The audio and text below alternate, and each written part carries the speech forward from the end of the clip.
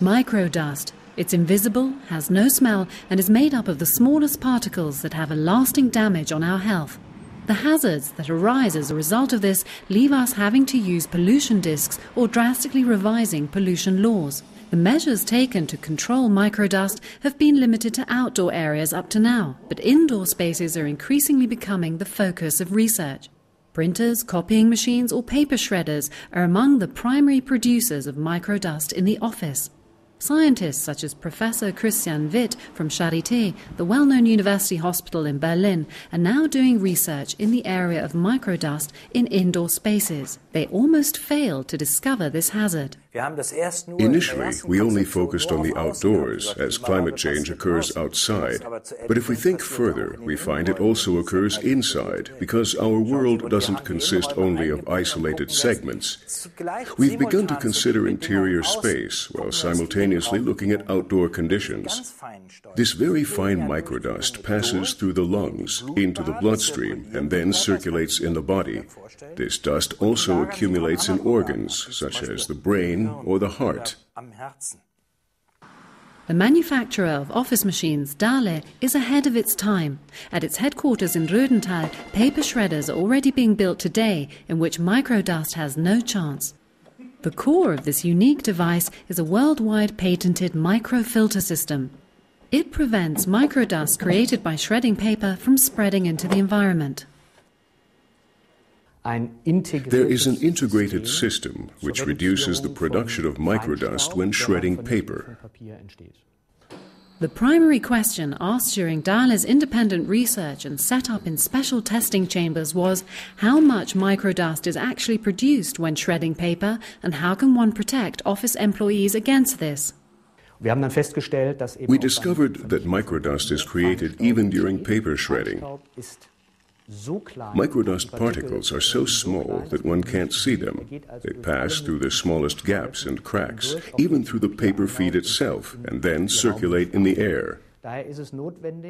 That's why it's necessary to trap microdust at the point where it's produced, namely when shredding paper, by installing a vacuum device and directing it through a filter system. This ambitious goal has been accomplished. Extensive measurements confirm that it is possible to reduce microdust by nearly 100%. Presently, in this test chamber, air is being extracted and run through a filter. Then it's forced out the other side back into the measuring chamber. This brings about a reduction of microdust in the measuring chamber. We want to have the smallest possible amount of microdust inside the measuring chamber before the paper is shredded. The reduction of microdust is measurable. It is based on a specific development of a filter made in cooperation with the filter specialists of Freudenberg. This non-woven material filter is made up of 3 different layers containing microfibers. These microfibers have various physical characteristics that allow them to trap microdust permanently while ensuring only a low pressure loss or low resistance.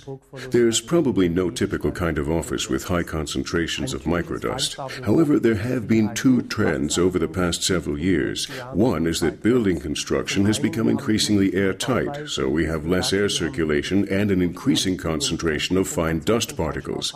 The second trend is the shift from coarse microdust to extremely fine and respirable microdust and to ultrafine dusts as well.